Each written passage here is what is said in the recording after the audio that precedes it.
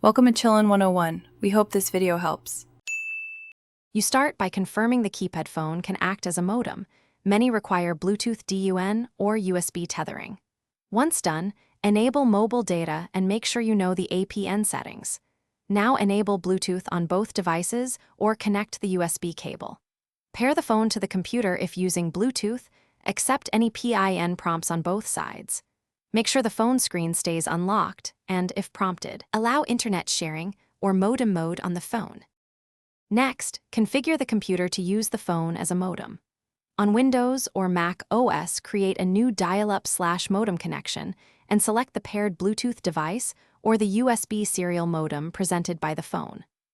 Once selected, enter the dial string the carrier requires, commonly *99# or a provider-specific code, and input APN, username, and password where fields exist. Install any vendor-provided modem drivers or a Bluetooth DUN driver so the OS recognizes the phone. Finally, initiate the modem/dial-up connection from your computer.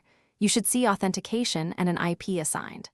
Once connected, verify by loading a website or pinging a known IP. If pages are slow, check signal strength and data allowance. If connection fails, make sure the APN is exactly correct, confirm mobile data and PIN are not blocking tethering, and reinstall drivers. If Bluetooth remains flaky, switch to USB tethering. That often bypasses driver or pairing issues and gives a more stable link.